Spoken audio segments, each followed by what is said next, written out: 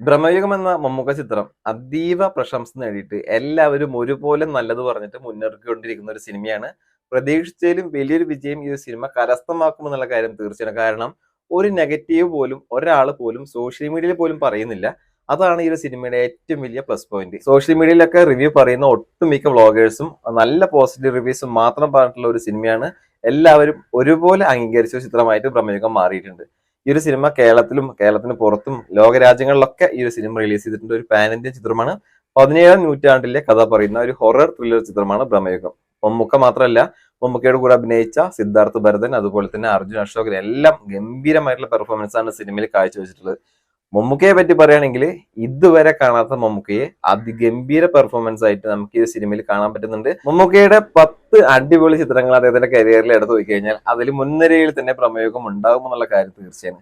എല്ലാവരും ഒരുപോലെ അംഗീകരിച്ച ഒരു ചിത്രത്തിന് ആദ്യ ദിവസം എത്ര കോടി കളക്ഷൻ കിട്ടി എന്നുള്ളതാണ് ഈ വീഡിയോയിൽ നമ്മൾ പറയാൻ പോകുന്നത്.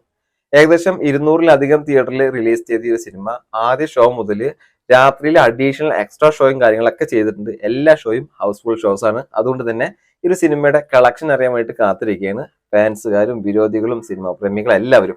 അപ്പൊ നമ്മളൊന്ന് പറയാൻ പോകുന്നത് ഈ ഒരു സിനിമക്ക് ആദ്യ ദിവസം കിട്ടിയ കളക്ഷനാണ്. 3,05,00,000 രൂപയാണ് റിപ്പോർട്ടുകൾ പ്രകാരം ഈ ഒരു സിനിമക്ക് ആദ്യ ദിവസം കളക്ഷൻ കിട്ടിയിട്ടുള്ളത്.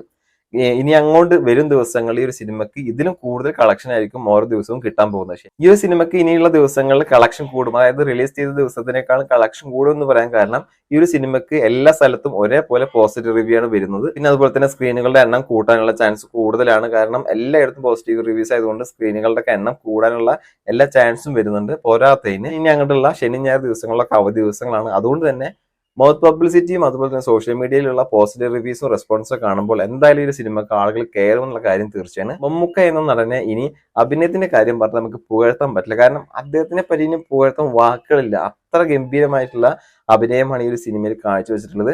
മമ്മൂക്ക വിരോധികൾ പോലും ഈ ഒരു സിനിമക്ക് പോയി സിനിമ കാണണം. അപ്പോൾ ആ ഒരു വിരോധം താനെ കുറയുമെന്നാണ് എനിക്ക് പറയാനുള്ളത്. അത്രത്തോളം മികച്ച നടനാണ് നമ്മുടെ മെഗാസ്റ്റാർ മമ്മൂക്ക. നമ്മൾ മലയാളികൾക്ക് സ്വന്തമായിട്ട് അഹങ്കരിക്കാൻ പറ്റുന്ന ഒരു മലയാളത്തിലെ ഒരു മികച്ച നടനായിട്ട് നമുക്ക് മമ്മൂക്കയെ കണക്കാക്കാം. എന്തായാലും സിനിമ കാണാത്തവർ ധൈര്യമായി സിനിമയ്ക്ക് ടിക്കറ്റ് എടുക്കാവുന്നതാണ്.